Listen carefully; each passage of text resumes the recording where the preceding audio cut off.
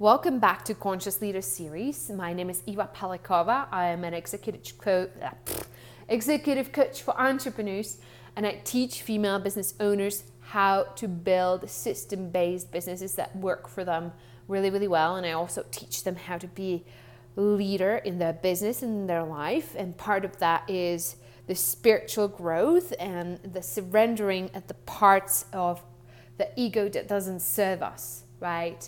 So in the last video, we talked about the first method I talked about of letting go, because a question came up. We talk about all these patterns and levels of consciousness, and somebody asked, well, how do you actually do it? How do you actually let go of this stuff?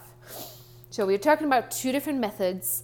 One of them is the emotional processing, which was what we talked about yesterday. And I walked you through how to emotionally process anger and fear and desire and so on and so forth. And today I want to talk about the second method, which is very, very simple. It has to do with belief canceling. So when you're dealing with an issue, with a topic, like for example, you're dealing with anger, the first thing you're going to do is emotionally process the feeling, right? And I talked about it yesterday, how to do this. The second part of it is canceling the belief system that you have about it so it doesn't come back, okay? So what you want to do is take a sheet of paper and write down some of the beliefs around anger that you have. This is something I do with my clients, and it makes a huge difference in their business and in their life when they can see the belief system that is running the show in the background and just the impact it has, and what happens once they cancel it and disconnect from that, right? So you want to look really deep and identify some of the beliefs that are running the system, right? Say, for example, a belief associated with anger might be something like, it's not okay for people to be irresponsible or to drop the ball, right? It's not okay for people to do that, right? It's not okay for people to be late, and then you get upset every time people are late, right? So you want to cancel that belief, because that's just a value judgment that runs the show. It's not the truth, right?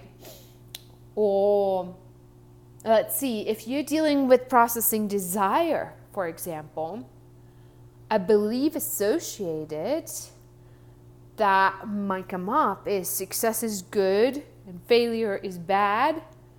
If I succeed, it's good. If I fail, it's bad, right? A very common belief. Is it true? No. That's just a value judgment that runs the system, right? And so that you run by this cravingness to always one up on everybody else and to succeed and to make enough money, right? Or a lot of money is being rich is good and being poor is bad. Is it true? No, absolutely not. People who have a lot of money also have a lot to worry about, in my opinion.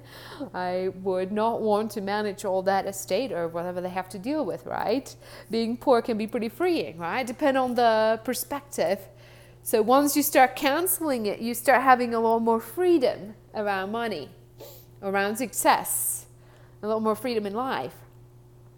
Or if you're processing fear, for example, a belief might come up is that it is not safe to not have a relationship, or it is not safe to be in a relationship, or it is not safe to not have a job, right? Or whatever. Safety is a big thing, and we assign a lot of opinions to what it means to be safe.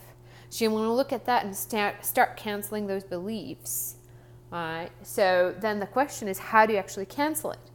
It's very simple. You just say, I cancel this, right? So you say the belief, you write it down, and you say, I cancel the belief. Being successful means having a lot of money, right? Or something like that. And you have to actually mean it. It's a good practice to work with a partner, for example. So if you can work with a friend, work with a spouse, and you don't have to. It's just helpful to sit in front of them and say, okay, I cancel this belief that I need to have a lot of money to feel safe, right? Or I cancel this belief that failure is bad. And you say it out loud, And sometimes you have to say it a few times, because the first time you say it and you just listen, and the mind will totally talk back. It will start talking back and saying something, right? Like, what do you mean? Of course it's not safe to not have money, blah, blah, blah, blah, blah, right? We'll start doing something. So you want to make sure that you say it a few times, and you sometimes have to emotionally process whatever the feedback is that your mind is giving you, right? So you want to process that, and you want to really let the belief sink in. So you say it a few times, you move on to the next belief. Sometimes, depending on your belief system, it pays off to ask divine for help. So affirmations on the map of consciousness, which we've talked about many, many times before in my videos. But I believe, oh golly, I don't remember. I think belief canceling calibrates at 375.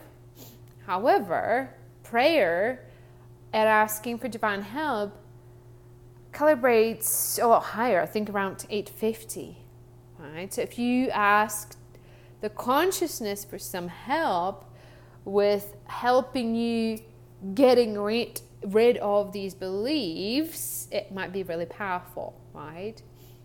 So you can say something like, the dear Lord, I asked for help surrendering this belief, yada yada, right?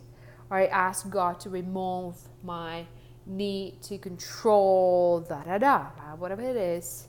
It works for me. It doesn't come right away, but I let the higher power deal with my issues too, right? I don't have to be the only one dealing with it. So that has been really powerful for me personally, right? So those are two methods, emotional processing and belief canceling, that have worked magic for me. I practice them pretty consistently. I'd say I do emotional processing probably every day.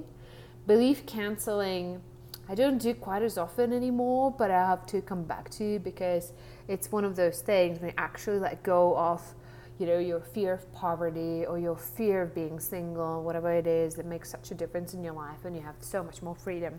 So thanks for watching. If you have any questions, you